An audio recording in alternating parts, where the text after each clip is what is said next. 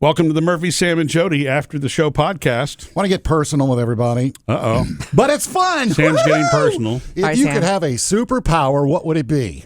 One. You only get one. Oh, Jodi's already got a superpower. Oh, well, really? No, I don't. Yeah, you do. Your memory is a superpower. Okay. That's every woman. Is. Guess what? That's every woman, especially a woman who has a career and children and all of that. When you have children and you become a mother, that happens to you naturally. I knew you were going to say that. That's not my superpower. But that's not what I'm talking about. I'm talking about like Superman type superpowers, you know. Oh, I've got one, a wish, but I want to hear you guys first. I'll throw mine out there first. Yeah, do Okay, that because Sam. I'm going to have to think about this. There are some honorable mentions, you know, like being strong and reading minds, but the one I'd have to go with is flying. You want to fly? Yeah. Like Superman or Iron Man. Just fly. I don't care if they do it their way. I just want to be able to fly. Okay. Get from here to there. Okay. On my own. Over traffic. So, okay, that is a superpower. Yeah, I mean, think of the money you'll save. You want to buy airline tickets? You know? Although you would have to lug the suitcase. Strap it to your body. You have a superpower. You can fly. Probably is not even difficult. Can you imagine what a mess that would be, though, if everybody had that ability? That would be if people crashing into real each other. Air traffic control. Well, there goes my superpower. Thanks, Murphy. What's yours? Yeah, I don't know what my superpower would be. I wish I knew. I mean, I wish you could teleport. Because I remember as a kid. Oh, yeah. I wish you could teleport. Yeah, as a kid, the Bionic Man, the $6 million man thing, which they got remade into a movie, I guess about 15 years ago, right? I like the bionic eye thing. I always thought it was cool, and the strength, like the superhuman strength. Yeah. But I would have to think about the other. No, that's things. it. You get one. Sam said you get one. All right. Strength's a good one, though. I mean, think of what you could do with that. Yeah. That's good. I can't believe you guys. What? What did you want us to pick? No, there's no wrong answer. There's no wrong answer for what would you want your superpower to be. Yeah. I mean, some of them, and I know this is going to sound like a pageant, but, I mean, I wish I could, bestow peace upon the world, that sort of thing. That would be a superpower that I would like, What? But you want mine? Yeah. Healing. Yeah. Oh, God, that would be great. I would like to just be able to look at somebody and go, your diabetes is gone. Yeah, thank you. That's like Jesus' superpower. Well, whatever. Yeah, I would love to do that with cancer and a whole lot of other diseases. And not just the medical, but the mental too. Man, yours is good because it's for humanity. I just pick one for myself. I would do it for myself too. Yeah. I would be selfish with it too. If I could heal other people, I'd heal myself too. Could you do that though? Can you heal yourself? I don't know. If I could heal everybody else, it would be a nice consolation. It would be fine. Yeah, it's weird that I'm having to stop down and think about this. I guess this shows you this is the it's the restriction of adulthood. Is I haven't thought about the kind of superpowers that you're talking about honestly since I was a kid. Right. Running around, it was mimicking basically anything that I saw on TV. So weren't we all? I watched Superman on HBO over the weekend. What did you think of it? Oh, yeah. Okay. I shouldn't have even added that in because I knew that was the question. Right. Everybody you didn't think loves it was great. Yeah, I didn't. I think I'm done with superheroes for now. Okay. I think Marvel wore me out on all that. That's fair. Yeah. That's fair. But I love the dog. The dog was the whole movie. Crypto. I love the dog too. We need a crypto movie. I loved, I thought it was a very good introduction to Superman because I had forgotten a lot of stuff about Lex Luthor and had forgotten about kryptonite and all of that. And then and Taylor, our oldest daughter, Murphy, went with me to see it because I'm always going to give a classic American superhero a chance when there's a new one on the block. And so she went with me and she was on the way. She was like, I don't know anything about Superman. I'm like, great. And so after the movie, she asked me some questions and I actually was able to answer them. It was so funny. That's great. But I think it's good that there's a very today version of Superman because this is this the third version. remake of it? Because I say third remake, but like Christopher Reeve, it was what's his face? Kane? No. Oh, that was a TV show. That was a TV show. Dean Cain. Yeah. I don't remember who the other Superman was, but this one is David Cornsweet. Right, and he's perfect. But the reason I bring that up is because, the Christopher Reeve version's almost 50 years old. Mm-hmm. Yeah. You're talking about multiple generations that if you've never seen that, it's It's all brand new, and it needs to be told in today's terms with today's humanity. Well, and, yeah, you didn't see it, but it's funny that you say that, Murphy, humanity, because that's one thing about his character that is as crazy as the world is today. There's a lot of humanity in this Superman. He was also like saving animals. Yeah. Henry Cavill.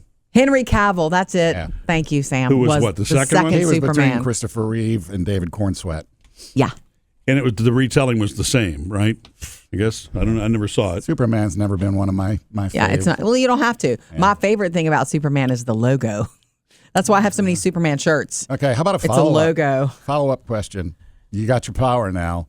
Do you get an outfit, or are you going like the way you are?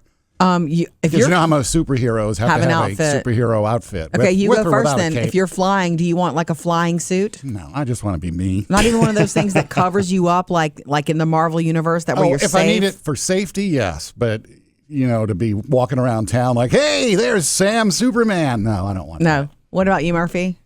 I don't think I would want a suit for it, mainly because if I had the ability to do some of the things that you were talking about, Jodi, like the healing and those kind of things, I'd rather That's my be able superpower, not yours. yours. Well, no, I know that, but I'm just saying, as an example, I'd rather be able to do that anonymously. Yeah. Okay, sometimes you want to give gifts to people without them knowing that you're the one giving the gift. Correct. Yeah, and you don't want to have to go stop somewhere to put the suit on in order to carry out what you want to do. That's pretty inconvenient. You're right, Sam.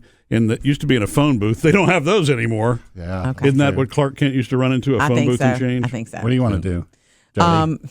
I can't believe you have to ask me this question. Of course, I would, heal on demand if needed. But wow, that sounds a great name for a business, huh? But of course, I want a suit. Have you guys met me? Fashion first. Yeah. Of course, I want to snap. I wouldn't have to go into anything, and it doesn't take a long time if you're a superhero to change into your suit. You just wish it. Yeah. And it's awesome. And there's a cool belt. Yeah. Cape or no cape? No cape, but a really cool belt and shoes. Okay. Fashion. Duh. The thing about if these superpowers were real, we would also be dealing with something else, which I guess a lot of these movies also have in them. A villain. There are people that use those powers for evil or not good. You know what I'm saying? So if you've got the ability to fly, then there's somebody else who's got the ability to fly too. For evil. Right, exactly. Or whatever. I fly for evil. Right. He tries to beat you somewhere. Yeah, I guess. Yeah. So The other person. You even have, good versus evil in the whole superpower realm. Yes, you do. Otherwise, why would you need the power? Well, look, kryptonite, right? Superman's weakness. Weakening him. Yeah. Yeah. Okay, well, it's a fun question. Yeah. It's a fun question. It'll never happen. It's a kid's question. Yeah. It is cute, too, though, when you see it pop up in other ways. I will never forget the first time reading through the Harry Potter books. And in the first book, when he got the invisibility cloak. Mm-hmm. And I remember thinking, now he's going to be able to do all kinds of cool things in this school. And he did, thanks to his invisibility cloak. That's a cool one. This just occurred to me, too. What you started off talking about was, as a mom, as a woman, superpower.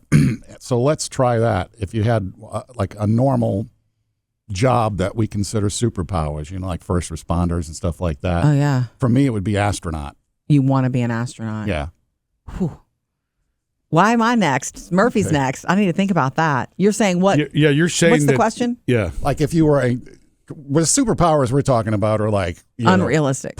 Strength, speed, fly, heal people. Right. If you were a regular person type superpower, if you could have another profession that was considered in everybody's eyes a superpower, like a first responder. Yeah, first responders to me would be at the top of the list. Yeah, they're heroes. I'd want to be an astronaut. Well, I'd say first responders and military. Yeah. God, military would be at the top of the list. Yeah, super important. Have you never had that question in your mind about that? I have. I had friends when we graduated high school. I had some friends who went into the military right away. Yeah, and I remember thinking, could I be doing that right now? What she's doing, what he's doing, could I be doing that? Because you could, you do it, and it's tough, and you come out the other side on the other side of it a better person, and more skills and life experiences and structure. A lot of people learn structure in the military, especially if you didn't have as much growing up. I've always wondered if I could do it. I mean, it's too late now. Well, that's a serious commitment me. Coming right out of high school. Yeah. Like high school into the military. Yeah. Well, and depending on how you get deployed, you may see a lot of things that would be very difficult to see otherwise. You know, correct, what I'm saying? But that's what you sign up for. Right, exactly, that's the job. Which makes it so that probably would make it really that superpower-ish kind of thing Sam's talking about. The other thing, Jodi, that you were talking about a couple of days ago in the show was how important role playing is for kids, and I think we had a couple of email on that too, right? Dressing up and all of those things, and so really, Sam, what you're talking about comes out of that role play as kids. And that, to me, when I think back, how it's crazy true how that works. Every show that I watched that had some sort of a superpower, when I was a kid, there were a lot of those reruns of those shows from the 60s, like Bewitched and, I Dream of Jeannie and those kind of magic shows that were the little superpowers that you would try to play out, or role play with your friends or, that kind of thing as a little kid. And there was a TV show called Shazam. Oh, God. And I think he's the one that inspired me to wear the sheet that I wound up hurting myself with, to be honest with you, that time when I busted my head open. I don't know anything about Shazam. I remember running in the front yard as fast as I could, jumping as hard as I could to see if I could somehow get into the air and stay. You know why? Just hoping. Yeah. When you're little, it's when you're a kid. That's one of the most beautiful things about being that age in a child is to be able to play and experience those kind of fantasies. They're so healthy. It's important for your development. Yeah. They say that there are a lot of children who are not playing anymore in those ways, like pretending to, put on a costume. We talked about it because of the Halloween thing, and costumes are everywhere now. Right. Let them play in their costumes, because role playing is a very, very important part of childhood. You're acting out things. You're pretending to be an adult sometimes, or a superhero, or a princess, or whatever you're pretending to be. Apparently, it's very important for development, and they say that a lot of children who are not playing anymore right now, because they're looking at devices more often or playing video games more often, they're not the ones initiating the imagination, and it's difficult for development. And they say, and I cannot quote the study. I've read it. I talked to our daughter Taylor about it, but that it also, they think it contributes to some of the attention issues and some of the, it's contributing to some of the developmental struggles that we're seeing. Yeah. And the stress and anxiety that we're seeing in children growing up. That makes perfect sense to me, because it's a couple of things. When you're playing, that's right brain creative. Yes. And that's a very important part of your brain to develop, because there are going to be context situations that you're always in, whether it's a conversation with somebody or something at work, whether you're troubleshooting.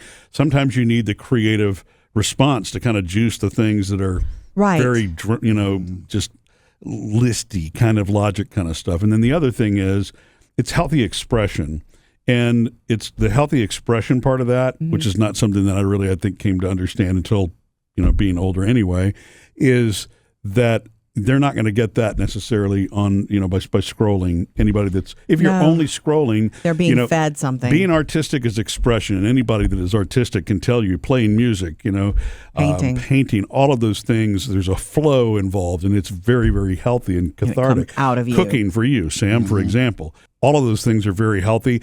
And to your point on focus, Jodi, the reason I think that helps with the whole focus, if Taylor's correct about it, today's screen scrolling causing attention issues, when you're in a role play mode and you're in something that's creative that you're drawn to, you're going to focus on it, which keeps your brain from bouncing around anyway. I think we do train our minds today. It's so easy to get lost on the other side of things. When you're scrolling from one thing to the next, it's so much healthier for the brain to sit there and carve out some time to do something that's creative. To me, it's also your brain is creating it, and it's coming out of you, as opposed to you mindlessly opening something and everything that's in the device coming into your brain. Yeah. Yes, and your creativity has no limits. Correct. So maybe our new superpower needs to be maintaining focus. That's the one I need to develop. Wait, what is it again? Yeah. Missed any part of the show? Get it all on the Murphy, Sam, and Jodi podcast.